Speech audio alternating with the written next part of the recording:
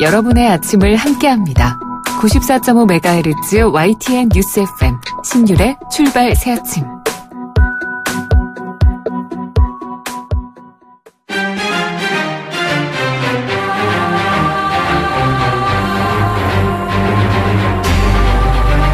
매일 아침을 뉴스로 깨웁니다.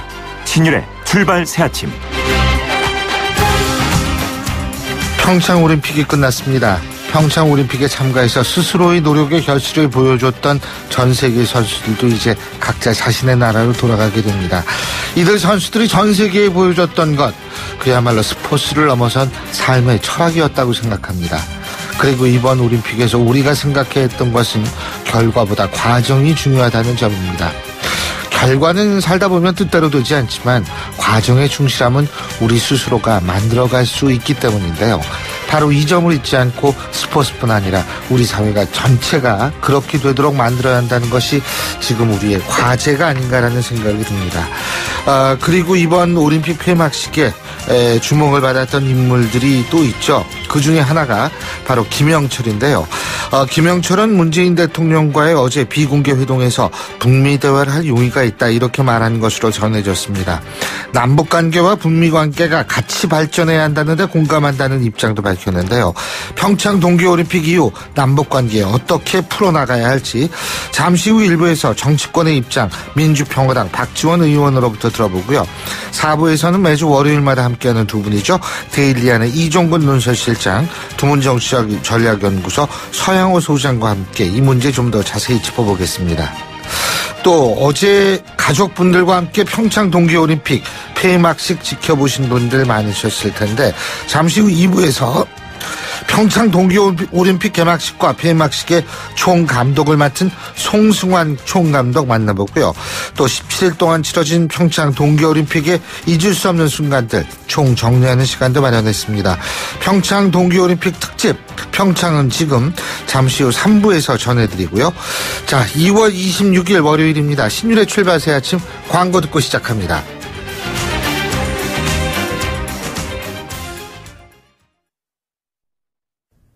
YTN 라디오 신율의 출발 새 아침.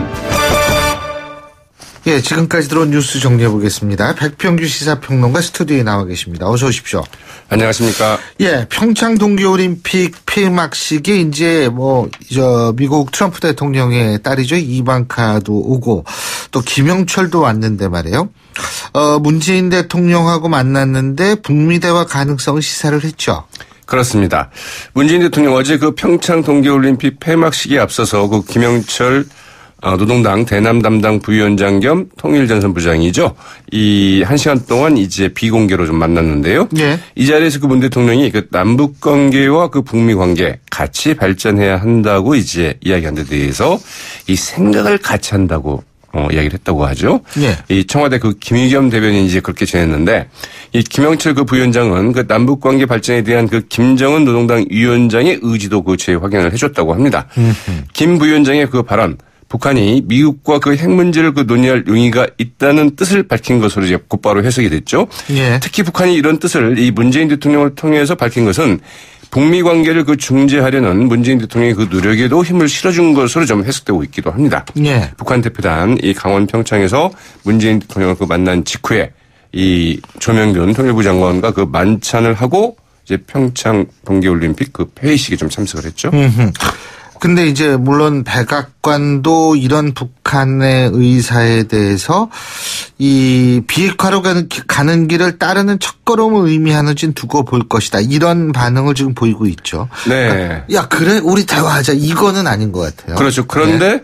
백악관이 그 성명을 발표했다는 게 좀 주목되는 대목입니다. 네. 이 김영철 부위원장이 그 문재인 대통령을 통해서 그 간접적인 메시지를 그 전달한 데 대해서 백악관이 이제 그 공식적으로 반응을 한 건데요. 예. 백악관은 그 어제 발표한 성명에서 그 사이 그 미국과 전 세계는 북한의 그 핵과 미사일 프로그램이 그 막다른 길에 놓여 있다는 것을 분명히 하는 일을 좀 계속해 나가야 한다. 어허. 이렇게 강조를 하면서도 예. 이 대북 압박과 제재를 이제 그 계속해 나가겠다, 이런 입장을 밝힌 거라고 봐야 되겠죠. 그러면서도 그 북한의 그 대화 메시지가 비핵화의 그 첫걸음을 의미하는지는 좀 두고 보겠다, 이제 이런 입장을 밝혔습니다. 그러면서 그 트럼프 대통령이 그 이야기했듯이 북한이 비핵화를 선택한다면 더 밝은 길이 북한을 위해 열릴 수 있다. 이제 이렇게 얘기를 했다고 하죠. 예. 근데 어쨌든 지금 미국의 입장에서 볼 때는 지금 현재 이 대화를 위한 대화는 하지 않겠다. 지금 이런 입장은 분명한 것 아니냐. 이런 분석들이 많이 나오더라고요. 그래서 뭐 탐색 대화를 하겠다고 그러는데 사실은 이제 이같이 메시지를 주고받는 것 자체가 그 탐색전이라고 봐야 되겠죠. 그리고 또 여기에 이거보다 하루 앞선 일인데 도널드 트럼프 대통령이 그 24일 발표한 최대 규모의 단독 대북 제재안이요. 여기에 대해서 이 제재가 효과가 없다면 우리는 2단계로 가야 할 것이다. 이런 얘기도 했죠. 네, 그러면서 그 2단계 그 조치에 대해서는 예. 매우 거친 것이 될 수도 있고 전 세계에 매우 불행할 수도 있다. 이렇게 얘기를 했다고 그럽니다. 상당히 좀 그 불행할 수 있는 이 발언을 좀 한 것 같은데 그러나 그 구체적인 내용은 밝히지 않았습니다. 이 트럼프 대통령 어제 그 백악관에서 그 멜컴 텀블 호주 총리와의 그 회담 후에 가진 공동 기자회견에서 이같이 얘기를 했는데요. 2단계 카드를 꼭 쓰게 될 것으로 생각하지 않는다. 그러나 그거 좀 두고 봐야 할 것이다. 이렇게 좀 유보적인 입장을 좀 밝히겠다고 그러죠. 이번 제재가 그 효과를 내지 못할 경우에 그 군사 옵션을 사용할 수 있다는 해석을 좀 낳고 있고요. 이 보다 적극적인 그 해상 봉쇄에 나설 것을 시사한 것 아니냐 이런 풀이도 나오고 있습니다. 그러면서 그 트럼프 미 대통령은 또 그 북한은 정말 그 불량 국가라면서 우리가 협상할 수 있다면 대단한 일일 것이고 협상할 수 없다면 무슨 일이 일어나야 한다. 두고 보자. 이렇게 얘기를 했다고 하죠. 이 대북 압박 수위를 끌어올리면서도 그 협상의 여지를 열어뒀지만 또 반면에 보다 강경한 그 대북 그 군사 제재 조치를 이제 시사한 것 아니냐 이런 풀이도 나오고 있습니다. 여기에 대해서 이제 그 중국의 그 공시ang 외교부 대변인 이 성명을 냈습니다. 미국 국내법에 근거한 그 일방적인 제재에 대해서는 그 결연히 반대한다 이런 입장을 밝혔고요. 이 북한 외무성도 그 대변인 담화를 통해서 그 어떤 봉쇄도 그 우리에 대한 그 전쟁 행위로 그 간주하겠다. 미국이 정말로 그 우리와 그 거칠게 맞설 담력이 있다면 우리는 굳이 말리지 않겠다. 이렇게 좀 맞대응을 했다고 하죠. 그리고 평창 동계올림픽 폐회식장에서도 이방카 트럼프 미국 대통령, 미국 백악관 선임 고문이죠. 그리고 류엔동 이 중국 국무원 부총리, 이 김영철 북한 노동당 대남당당 부위원장 겸 통일전선 부장. 이 사람들이 바로 앞뒤 좌석에 이렇게 앉아 있었는데 근데 참 앞뒤 앉아 있으면서 이렇게 눈 안 마주치기가 쉬운 게 아니거든요, 이게. 네? 굉장히 노력을 해야 되는 거죠. 예. 네, 그 굉장히 의도적이고 굉장히 그 신경을 좀 써야만 돼야 하는 문제이기 때문에 그 굉장히 그 에너지가 많이 들어가는 일이기도 합니다. 그렇죠. 우리가 이제 그 싫은 사람들 일부러 그 외면한다거나 그럴 때도 그러잖아요. 굉장히 한편으로는 마음이 편할 수가 없는 거죠. 이 청와대 김의겸 대변인이 뭐라고 얘기를 했는거니 북미 간의 인사는 없었다. 이렇게 이제 한마디로 이제 정리를 했습니다. 북미 간의 그 공식적인 접촉은 앞으로도 그 없을 듯 한데 그러나 이제 그 고위급 대표단의 그 최강일 외무성 부국장이 이제 그 동행한 것이 주목이 됩니다. 그리고 미국 대표단의 그 앨리슨 후커 백악관 그 국가안보회의 그 한반도 담당 보좌관의 접촉 가능성이 이제 그 역시 그 주목이 되고 있는데요. 이 최강일 그 외무성 부국장 북한 외무성의 그 대미 외교 담당자이거든요. 그러면서 그 과거 육자회담의 이 비핵화 그리고 북미 관계 그 정상화 실무 그룹에 그 참가했던 인물이기도 합니다. 그래서 이를 통해서 이제 말하자면 북미 간의 접촉을 좀 대비한 것 아니냐 이런 풀이가 나오고 있는데 남북 접촉에 북한 외무성 관계자가 참석한 것 이 자체가 처음 있는 일이라고 하죠. 매우 그 이례적인 일이기도 합니다. 참, 아니, 근데 어쨌든 중국은 시진핑 국가주석이 온다 뭐 그런데 결과 안 왔는데 제가 볼 때 안 온 이유가 있어요. 너무 바빠요. 지금 뭐 이분은 계속 하실 모양이더라고요. 그러게요. 그래서 이제 시진핑 뭐 장기 집권 체제로 계속 할 것 같아요. 이거 얼마나 바쁘겠어요. 네, 맞습니다. 자, 자유한국당 의원들 김영철 방남을 저지하기 위해서 통일대교 앞에서 밤샘 농성을 하고 했는데 딴 데로 갔어요. 그렇죠. 다른 길이 있을까 싶었는데 그냥 다른 길로 가버렸습니다. 이 김영철 그 노동당 부위원장 겸 그 통일전선 부장 등 그 방남한 이 북한 고위급 대표단은 그 당초 예정됐던 그 통일대교가 아닌 우회를 이용해서 이제 그 들어왔죠. 이 자유한국당은 그 김 부위원장의 그 방남 허가를 그 종북주사파 청와대 참모진의 그 국정농단이다. 이렇게 규정을 했고요. 이 강력 투쟁을 그 천명을 했습니다. 자유한국당 오늘 오후 3시에 그 서울 청계광장에서 그 대규모 집회도 좀 예정해 놓고 있는데요. 여기에 대해서 그 더불어민주당의 그 우원식 원내대표 어제 또 한마디 했습니다.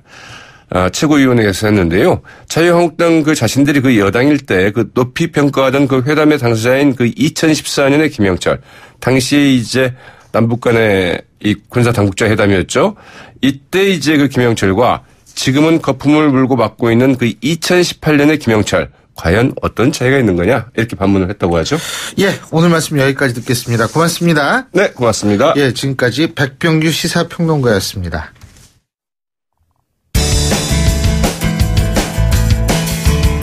여러분은 지금 FM 94.5MHz로 방송되고 있는 신율의 출발 새 아침을 듣고 계십니다. 의견 주실 분은 짧은 문자 50원, 긴 문자 100원의 이용료가 드는 휴대전화 문자 메시지 우물정 0945번으로 의견 남기실 수 있습니다.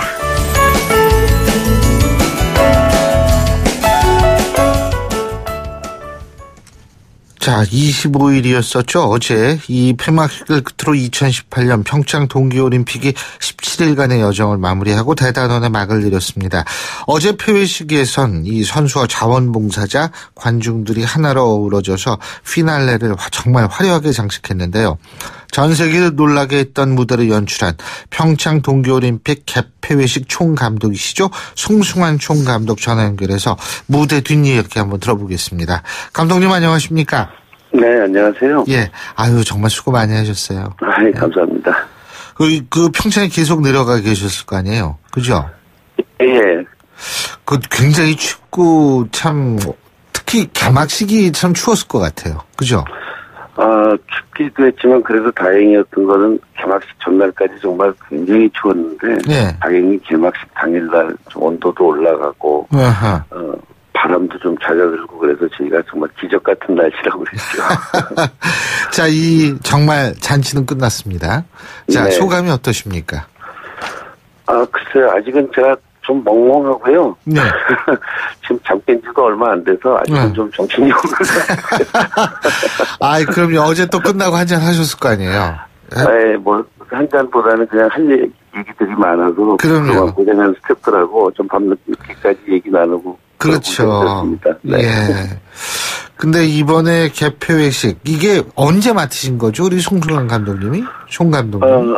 제가 2015년 7월에 조직위원회로부터 총감독을 맡아달라는 그런 부탁을 받게 됐으니까 2년 한 6, 7개월 정도 됐습니다. 2년 6, 7개월이요? 네. 그렇군요. 총감독 맡으시게 된 거는 사실 송승환 총감독님이 워낙 대표적인 전 세계적인 작품들을 많이 만들어내셨잖아요, 사실. 그죠? 그렇지는 않고. 난타를 비롯해가지고 네, 그렇지 네. 않습니까? 저 난타 저도 봤는데 잊어먹을 네. 수 없는 공연이에요, 난타. 진짜 제가 본 거 참 감사합니다. 대단한 건데. 근데 요 개폐회식 어떤 메시지를 담으려고 하셨습니까? 개회식 때는 저희가 평화라는 메시지가 아무래도 제일 중요했어요. 왜냐하면 리우올림픽이 환경이라는 메시지를 잘 다뤘다는 평가를 받고 평창 동계올림픽은 메시지가 뭐냐 이런 질문을 많이 받았거든요. 네. 그런데 역시 우리는 유일한 분단국가고 이런 분단국가에서 하는 올림픽이고 그래서 평화라는 메시지가 다른 어느 나라보다 강할 수 있고 그래서 이제 평화라는 메시지를 정했고요. 사실 그 예술가들이 생각한 이제 문화 공연을 만드는 그런 예술가들이 생각한 인사이드 컨셉은 조화와 융합이었습니다. 그래서 우리 전통 문화의 특성인 조화를 개회식에서는 좀 많이 컨셉으로 녹여놓으려고 했고요. 폐회식은 융합이었거든요. 그래서 어제 보셨으면 동양음악과 서양음악을 좀 융합한다든가 또 가장 인간의 몸으로만 움직이는 현대무용과 가장 첨단의 비디오 아트를 융합한다든가 또 세대도 나이가 들은 세대 또 어린 세대들이 같이 한 무대에 쓴다든가 그런 여러 가지 융합의 제 컨셉을 표현하려고 했었습니다. 그렇군요. 본인이 생각하실 때 그렇다면 그런 메시지가 100% 반영이 됐다, 100% 전달됐다 이렇게는 생각을 안 하실 수도 있는데요, 그죠? 그럼요. 예, 어느 정도라고 보십니까? 저희가 생각한 컨셉이 그래도 어느 정도는 잘 전달됐다고 생각이 들고요. 예. 특히 개회식 같은 경우는 많은 분들이 저희 메시지에 많이 공감을 해주셔서 저희가 목표한 거에 한 90%는 달성했다 이렇게 말씀을 드렸었고요. 개회식 또 저희가 생각했던 것들을 그래도 계획대로는 다 무대 위에서 시전을 했던 것 같습니다. 네. 그 준비도 오래 하셨죠, 그죠? 네. 그러니까 거기 뭐 많은 사람들이 나오고 이러지 않습니까? 그 연습하는 기간도 꽤 됐을 것 같아요, 제가 볼 때. 2년 6개월 동안 처음에 6개월은 각 분야, 각 장르의 아티스트라고 말하자면 컨셉을 준비하고 구성을 짜는 그런 기간이었고요. 네. 그리고 제작단이라고 해서 이제 실제 이 작품을 만들 프로덕션 팀이 구성된 거는 1년 6개월 전이었어요. 근데 그때서부터 실제 제작팀하고 다시 또 연출 회의를 시작하고 여러 가지 제작 분야에 대한 플랜을 짰고요. 사실 예산이 그렇게 많지 않았기 때문에 연습을 많이 할 수가 없었어요. 연습을 많이 하려면 또 돈이 많이 들거든요. 그렇죠. 네. 그 많은 사람 또 모아야 되고. 네, 더구나 평창이고요. 네. 그래서 실제 연습은 작년 12월 초부터 시작했고요. 네. 네, 그리고 평창에서는 다행히 그래도 1월 15일부터 약 3주 동안 개막식을 준비했고요. 해외 시험 일정이 너무 짧아서 저희가 연습하느라고 좀 고생을 했습니다. 그거 어디서 하셨어요? 그 출연진들 규모가 상당한데. 12월에는 저희가 킨텍스에 일산이요? 전지실 큰 곳을 빌려서 그곳에서 연습을 했고요. 그리고 이제 1월 15일부터는 현장에 내려와서 현장에서 연습을 했는데 워낙 날씨가 춥고 그 중간에 이제 뭐 강풍 때문에 리허설을 못한 날도 있고 또 눈이 와서 리허설을 못한 날도 있고 정말 출연자나 스태프 여러분들이 너무 고생을 많이 하셨죠.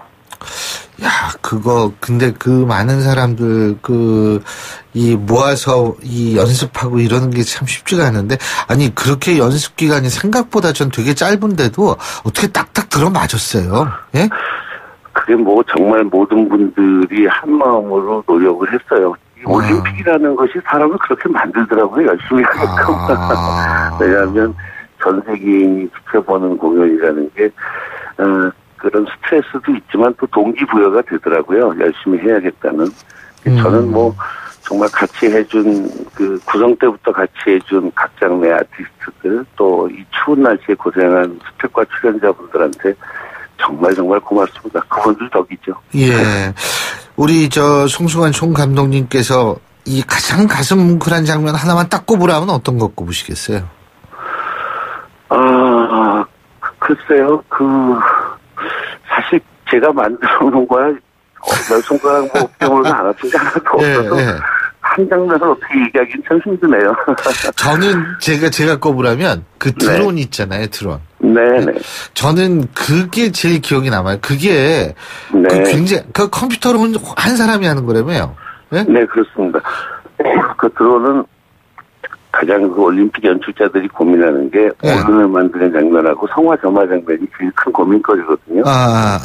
뭐 다른 문화 행사야 각 나라마다 특징적으로 하지만 그건 똑같이 어느 나라나 올림픽에서 하는 거기 때문에 과연 어느 나라가 크리에이티브가 훌륭하냐가 이제 오른을 어떻게 만드느냐, 성화를 어떻게 점화하느냐로 평가를 하니까요. 저도 고민을 많이 했는데 쭉 그동안 올림픽을 보면 정말 다들 잘하셨어요. 다른 어느 나라의 크리에이터들도. 근데 제가 보고 의논한 제 스태프라고 의논한 결과 그동안 오륜을 만들 때 사용하지 않은 게 유일한 게 드론이더라고요. 그래서 우리는 일찌감치 드론을 활용해서 쇼를 만들겠다는 구상을 했었는데 중간에 몇 번 포기했었습니다. 왜요? 왜냐하면 현장이 바람이 워낙 심한 날씨라 드론을 띄운다는 굉장히 불가능한 그런 날씨일 때가 많고요. 또 법적으로도 이 드론이 야간 비행이 금지돼 있었어요. 근데 그 드론은 조그만 드론 아니에요? 아니요. 그 조그만 드론이 여러 개가 뛰어서 여러 개가 끼긴 했지만 그것도 금지군요. 네, 드론은 그런데 작년 여름에 그 법이 야간 그 비행이 허가가 났고요. 예. 하지만 지금 현재도 많은 사람이 모인 곳에서는 드론을 못 띄우게 돼 있거든요.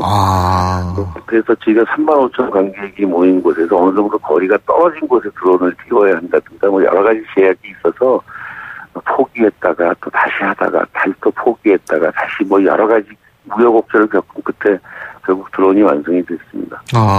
근데 개막식 때는 드론이 녹화였는데 폐막식 때는 네. 실제로 네. 라이브로 보여줬다 그러더라고요. 네, 어제 라이브로 했는데 사실은 그저께 드론 테스트를 다 실패했어요.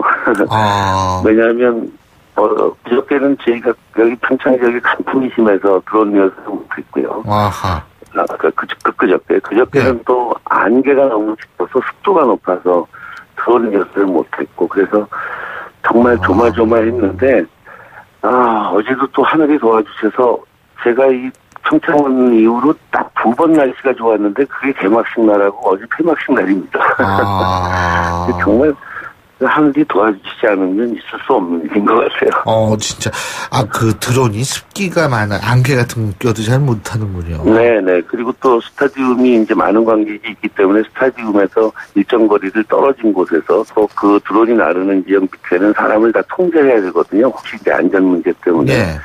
그러니 여러 가지 문제가 고려되지만 특히 중요한 것이 이제 바람이라든가 습도라든가 이런 건데 그래서 저희가 개막식 때 라이브를 하지 못하고 사전 촬영을 했던 거고요. 어제는 이제 라이브를 시도했는데 결국은 날씨가 도와주셔서 성공을 한 셈입니다.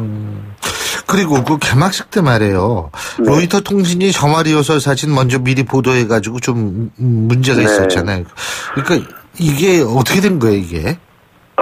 사실은 그 엠바고가 다 걸려 있었고, 예. 그 촬영을 안 하겠다는 약속을 IOC 받았었고요. 그런데 그 약속을 어기고 로이터에서 밤늦게 저희가 테스트하는 거를 찍었던 거죠. 그래서 저희는 이제 고민이 이걸 어떻게 해야 하나, 참 엄청 대책회의도 하고 심각했는데 다행인 것은 그 동영상이 아니라 그냥 한 장의 사진이었거든요. 예. 그리고 제가 생각한 성화점화의 와우 포인트는 사실은 그 슬로프가 120개 계단으로 변하고 그 밑에서 김연아 선수가 아이스댄스를 하는 게 사실은 와우 포인트였기 때문에 그건 노출이 안 됐기 때문에 그대로 저희가 성화점화 씨는 인정한 대로 강행을 했죠. 그렇군요. 네. 그동안 참 수고 많이 하셨는데 네. 자, 사실 국민들의 성원도 굉장히 큰 힘이 됐을 거라고 생각합니다. 그럼요. 네, 마지막으로 한마디만 해주시죠. 정말 그 평창 올림픽에 대해서 부정적인 얘기도 너무 많고 또 붕업이 안 되고 여러 걱정들이 많았어요. 그런데 그냥 개막식을 끝내고 나서 저희가 생각했던 것 이상으로 국민 여러분들이 좋은 평가를 내려주셔서 정말 고마웠고 개막식 이후로 평창 올림픽이 정말 모든 국민들의 관심을 받으면서 잘 됐던 것 같아요. 그래서 정말 월드컵 때도 그랬고 88 올림픽 때도 그랬고 결국 이런 큰 국가 행사를 성공으로 만들어주시는 거는 정말 국민열의 덕분이구나 이런 걸 느꼈습니다. 예. 수고 많이 하셨습니다. 진짜. 네, 감사합니다. 너무 훌륭한 개폐막식을 덕분에 보게 될 수 있어서 행복했습니다. 오늘 말씀 잘 들었습니다. 고맙습니다. 네, 감사합니다. 예, 지금까지 평창 동계올림픽 개폐회식의 총감독을 맡으셨죠. 송승환 총감독이었고요. 신율의 출발 새 아침 1부 순서 여기서 줄입니다. 잠시 뒤 2부에서 뵙겠습니다. 소통의 아침을 여는 공정한 목소리 신율의 출발 새 아침. 신율의 출발 새 아침 2부 순서 먼저 광고부터 듣겠습니다. YTN 라디오 신율의 출발 새 아침. 예, 어제 저희가 일부에서도 평창 동계올림픽 폐막식 총감독을 맡았던 송승환 총감독과 얘기를 나눠봤습니다만 올림픽 폐막식에 전 세계에 이목이 집중되는 건 당연하겠죠. 하지만 또 다른 이유로 이목이 집중됐던 적도 있죠. 바로 미국 트럼프 대통령의 딸 이방카 백악관 보좌관 그리고 북한의 김영철이 한자리에 모였기 때문인데요. 대화나 악수 같은 작은 접촉도 전혀 이루어지지 않았습니다만 북한이 미국과의 대화 카드를 꺼내들면서 평창 동계올림픽 이후의 상황 어떻게 전개될지 관심이 쏠리고 있는데요. 관련해서 민주평화당 박지원 의원 전화 연결해서 입장 들어보겠습니다. 안녕하십니까 의원님. 네, 안녕하세요. 예, 어제 폐막식에서 접촉은 없었어요. 아이 컨택도 없었던 모양이에요. 눈 이렇게 마주치는 거. 예? 예상은 했었습니다만은. 예. 그러나 눈을 마주치지 않은 것도 북미 간의 메시지라고 생각합니다. 왜냐하면은 트럼프 대통령은 강력한 제재와 압박을 통해서 비핵화의 길로 가려고 하는 것이고, 예. 또 북한도 여기에 지지 않고 북미 간 대화를 비치긴 했지만은 그렇게 녹록하게 하지 않겠다 하는 그런 메시지이기 때문에 방금 말씀하신 대로 평창 동계올림픽 후 북미 간에 어떻게 모든 문제가 전개될 것인가 굉장히 우려도 되고 희망도 되고 그렇습니다. 근데 이제 북한이 김영철이 이 북미 대화가 문재인 대통령 만난 자리에서 이 북미 대화 용의가 있다 아마 이런 얘기를 한 모양이던데 이거는 어떤 의미라고 보십니까? 김정은 위원장도 북미 간 대화에 대해서 충분한 용의가 있고 북미 간에 발전해야 된다라고 한 것은 왜 김영철이 방남했는가 그러한 것을 나타냈기 때문에 저는 굉장히 성공적으로 생각을 하고. 왜 방남해야 된다는 겁니까 그러면? 그 의도가 그렇죠. 뭐였다고 보세요? 그것은 지금 문재인 대통령께서 한반도 문제를 본질적으로 해결해야 된다라고 말씀하신 것은 사실상 비핵화를 언급한 것으로 저는 봅니다. 네. 그리고 김영철 부위원장도 북미 대화 용의가 있다라고 한 것은 비핵화로 가는 출발점이 되지 않는가 이런 긍정적 면으로 저는 생각을 합니다. 예. 지금 그렇기 때문에 김영철을 방남시켜서 그러한 의지를 표출해줬지만은 역시 트럼프 대통령은 만약 비핵화로 가지 않으면은 매우 거친 2단계로 가겠다. 이런 얘기를 했고 예. 또 북한에서는 어떤 봉쇄도 전쟁으로 강조하겠다.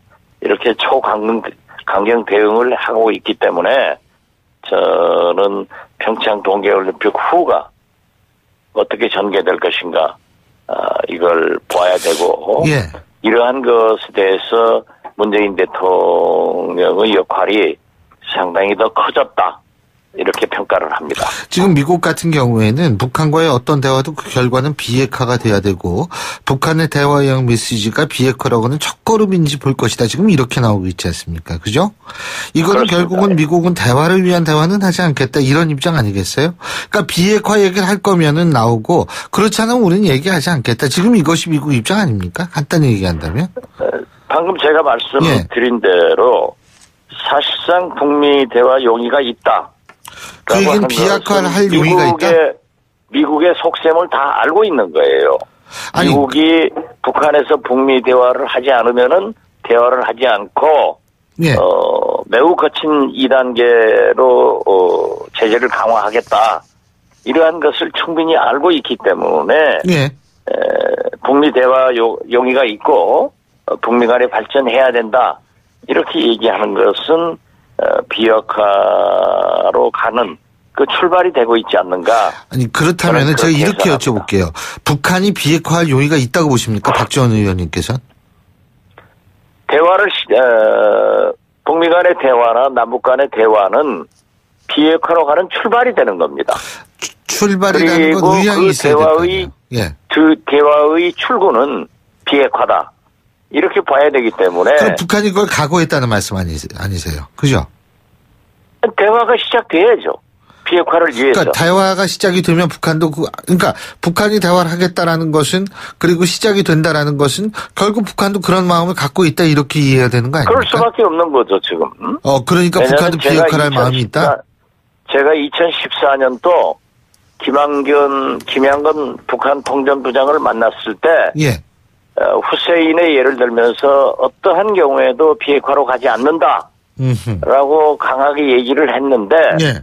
이번에 문재인 대통령의 한반도 문제를 본질적으로 해결하자 이렇게 얘기하는 것은 비핵화로 가야 된다 이런 뜻이란 말이에요. 여기에 대해서 대화를 충분한 용의가 있다. 이렇게 한 것은 비핵화로 출발하는 그런 시점으로 해석하고 대화를 해야 된다. 이런 말씀입니다.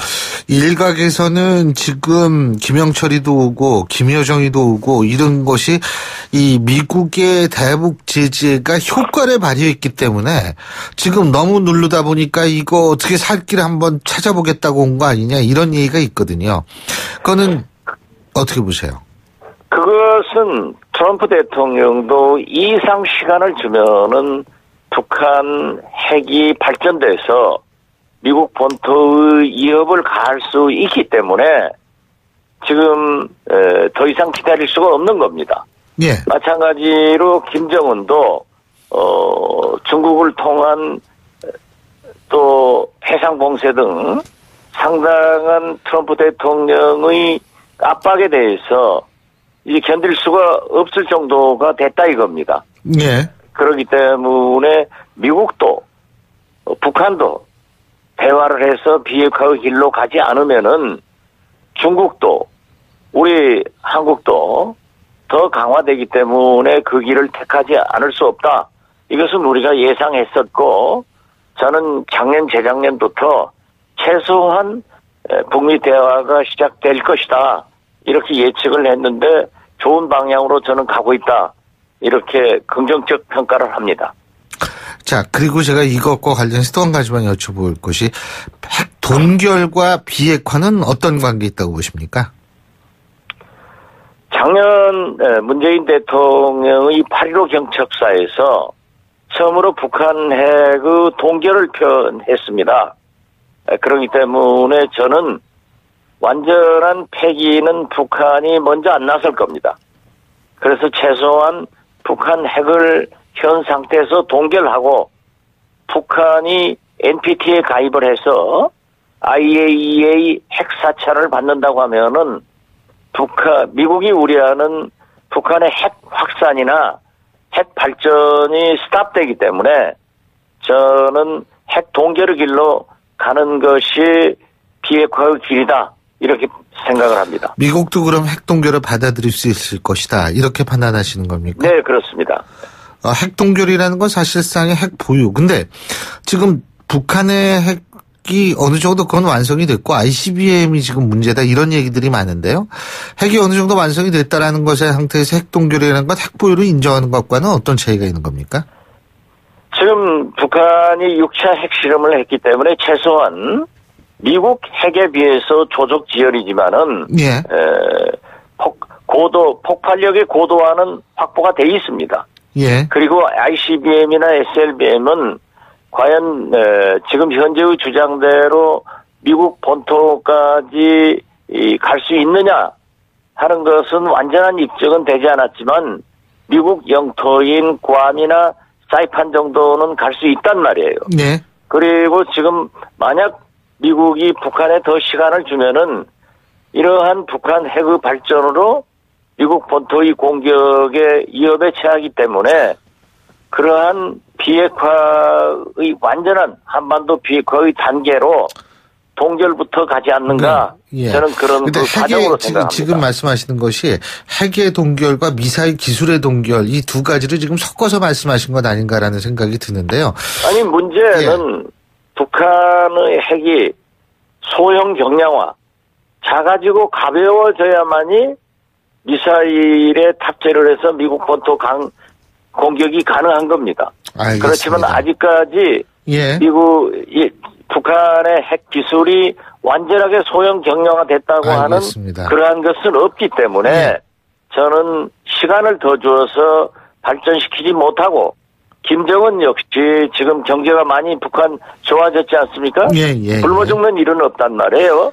그러면 이 경제나 또 특히 북한의 시장이 약 400여 개, 핸드폰도 약 500만 대가 지금 사용되고 있기 때문에 정보가 흐르기 때문에 이 이상 폐쇄할 수는 없을 것이다. 그래서 알겠습니다. 저는 트럼프 대통령과 김정은이 그러한 것을 잘 감안해서 문재인 대통령의 대화 제의, 즉 한반도 문제를 본질적으로 해결하자 예, 이렇게 예. 비핵화 문제를 얘기하니까 알겠습니다. 우리도 대화할 용의가 있다. 또 예. 발전시키자. 예. 이런 화답을 했지 않는가 이런 평가를 하는 겁니다. 자, 바른미래당하고 자유한국당이 김영철 박람회에 대해 상당히 반발하고 있는데 이 부분은 어떻게 보십니까?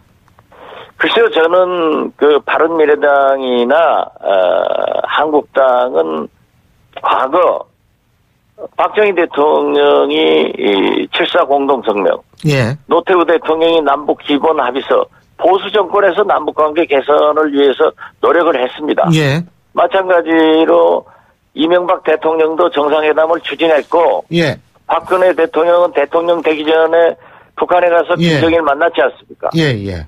그리고 박근혜 대통령의 한반도 시간이 신뢰 거의 다 프로세스는 됐는데. 예, 예. 비핵화의 빗장을 풀어버렸습니다. 예. 김영철과 회담도 했습니다. 예. 또 아시안 게임에서는 예. 한반도 길을 들고 우리는 하나다. 응원도 알겠습니다. 했습니다. 예, 예. 또 황병서, 최용해 시간이 이런 다 분들과 됐습니다. 예. 악수도 했습니다. 예. 그런데 지금 왜 음흠. 이렇게 미국도 예. 북한도 나서는 이 마당에 예. 그러한 일을 하는가 저는 이해할 수가 없습니다. 알겠습니다. 예, 오늘 말씀 잘 들었습니다. 고맙습니다. 네, 감사합니다. 예, 지금까지 민주평화당의 박지원 의원이었습니다. 신율의 출발 새 아침 2부 순서 여기서 줄이고요. 전 뉴스 들으신 이후 8시 10분 3부에서 뵙겠습니다.